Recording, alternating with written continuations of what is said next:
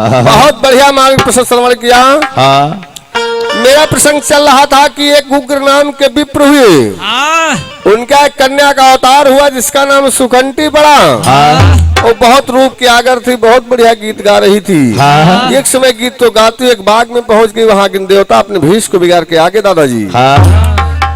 तो उनके भेष को देख करके सुखंटी हंस दिया, तो अग्नि देवता ने श्राप दे दिया, जाइए तुम्हारे पति बंदर मिलेंगे।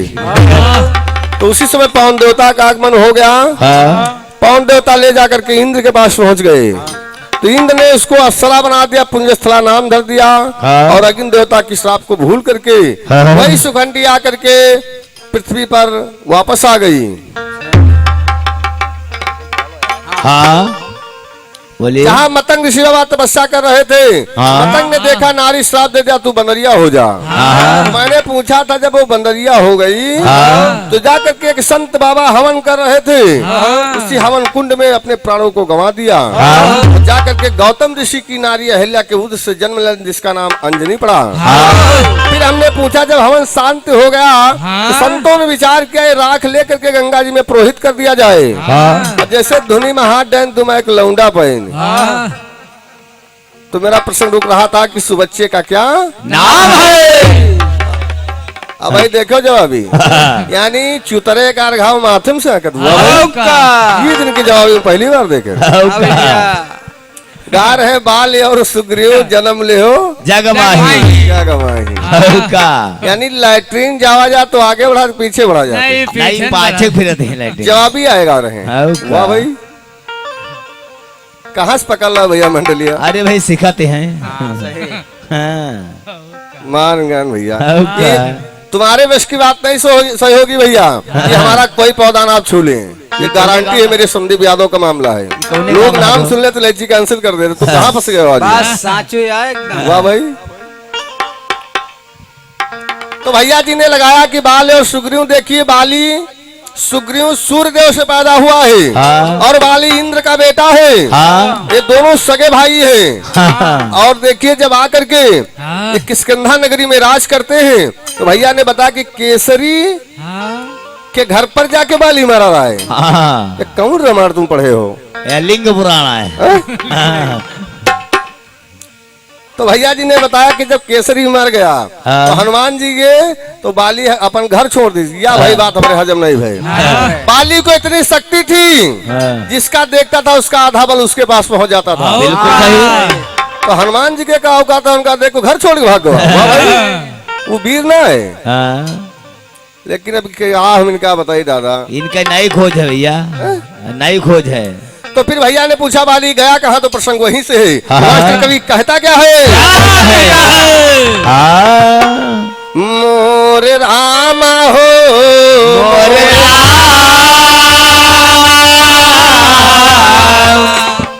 कहना है दादाजी। रमेश भैया बताइए क्या कहना है। कहिए। संवरिया मोरा भोला जो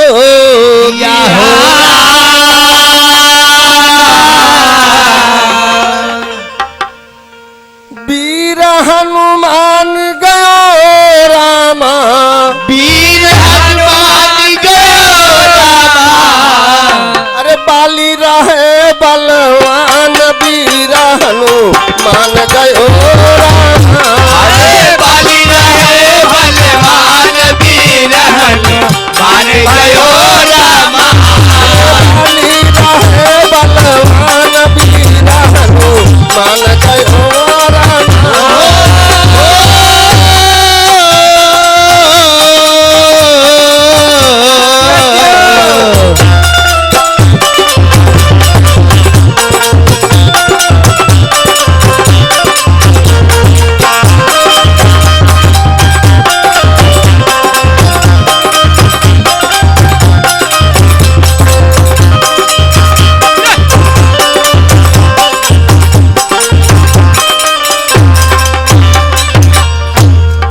आइए देखिए मार्ग प्रसंग है, भैया जी का प्रसंग है।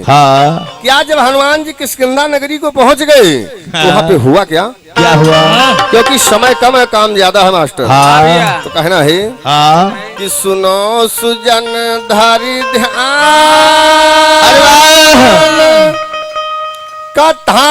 आगे का सुनाई और पहुँचे हैं हनुमान लिखा बेदन के मोर रामा पहुँचे हैं हनुमान लिखा बेदन के और पिता का बदला लिया भाई तुमसे ओ मानो बात हमारा किन गर्जना पवन सूतने किन गर्जना पवन पुत्र ने ओ मोरे रामा अरे बाली रहे बलवान बाली बलवान हेरा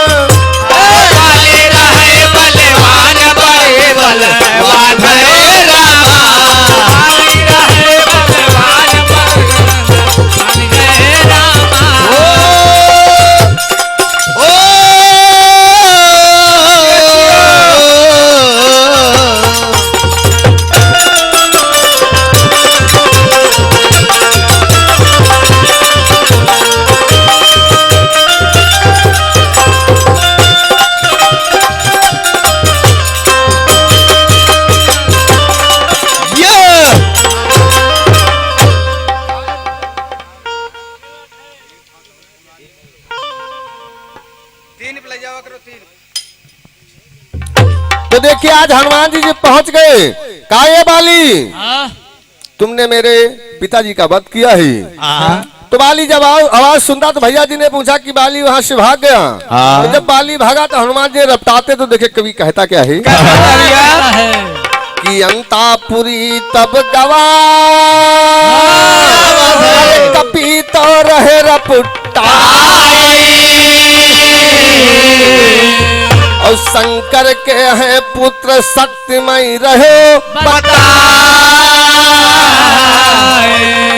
और महाबली हनुमत ललकारई और लौटऊ बाली आए कि महाबली हनुमत ललकारई और लौटऊ बाली आए और घमासान रण होने लगा घमासान रण होने लगा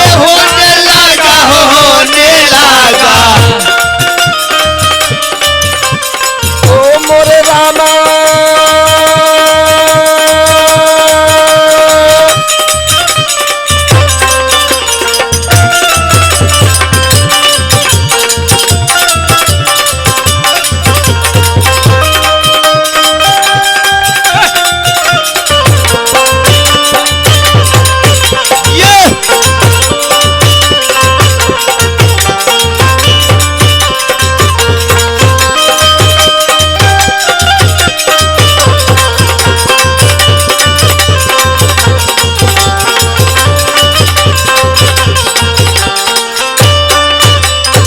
शाबाश से कहना है। आज जब अंतापुरी को बाली पहुंचता है तो हनुमान जी पीछा नहीं छोड़ते कि तुमने मेरे पिता का वध किया है। आज हनुमान जी बाली को ललकाते तो बाली डट के खड़ा हो गया। तो हनुमान जी और बाली में युद्ध चलता है। पुराण में पाया गया कि 1 दिवस तक युद्ध चला और न कोई जीता न कोई हारता है। अंत में हनुमान जी एक प्रहार करते तो कभी यहाँ पे लाइन लिखा मास्टर कहना है ये ढोलक वादक भैया बताइए। एक लाइन लिखा मास्टर कि रामा रामा गजब होई गवा ये रामा रामा गजब होई गवा और राम के मारे से पहले बाली मरण हो गया। राम के मारे से पहले बाली मरण हो गया। राम मारे से पहले मरण होई गवा हो मरण होई गवा मरण होई गवा हो मरण होई गवा राम मारे से बाली मरण होई गवा राम मारे से पहले मरण होई गवा राम मारे से बाली मरण होई गवा राम मारे से बाली पहले मरण होई गवा ओ गजब होई गवा हो गजब होई गवा गजब होई गवा हो गजब होई गवा राम के मारे से पहले बाली मरण हो गया। मारे से पहले मरण होई गवा मारे से बाली मरण होई गवा मारे से बाली रामा रामा गजब हो गवा, और राम के मारे से पहले बाली का मरण हो गया। यानी हनुमान जी ने बाली का वध कर दिया, और जब बाली का वध कर दिया तो देखिए उसी जगह पे होता क्या है क्या होता है? कि बाली मरण जब भवा, अरे खुशी हनुमत मनाई, और पिता का बदला ले हो सत्यमय रहो हर ताहि समय कबीर हयावा, और रही बहुत बलवान। उसी समय एक वीर योद्धा आ गया, बहुत बलवान है, उसके 10 भुजा है, यानी 10 हाथ है और 8 शीश है, और हनुमान जी को ललकार देता है और बदला लिया यही बाली का बात घमासान रण घमासान रण हमसे कीजे, घमासान रण अरे घमासान रण हमसे कीजे। मोरे रामा अरे काहे वीर ललकारी बाली बलवान भयोरा, काहे वीर बलवान बलवान रामा, काहे वीर बलवान बलवान रामा।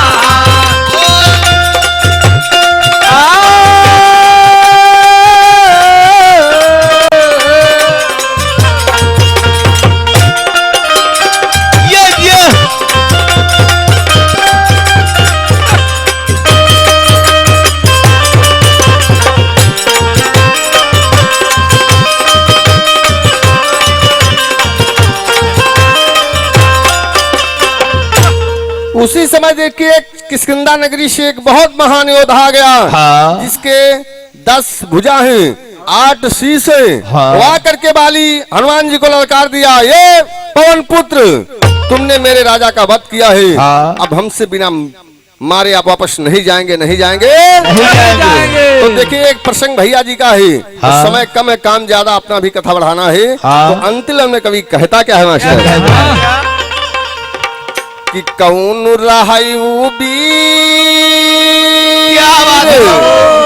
अरे भुजा है 8 बताई, और दिया हनुमत का ललकारी नाम तुम दे बता। क्योंकि ये समाज से कहना है प्रसंग सहयोगी पार्टी का हमारा नहीं है। तो अंतिम लाइन में कहना है कि राजा राम गुरु जी रहते रेठ नदी करती, और राजा राम गुरु जी रहते रेठ नदी के तीर, राजा राम गुरु जी रहते रेठ नदी के तीर, राजा राम गुरु जी रहते रेठ नदी के तीर। हम रहते बैसख हम भैया वो मोर रामा, हमारी उठौ जाती हैया वीर बाली तो बलवान है, भैया रेठ नदी के वीर बाली तो बलवान है।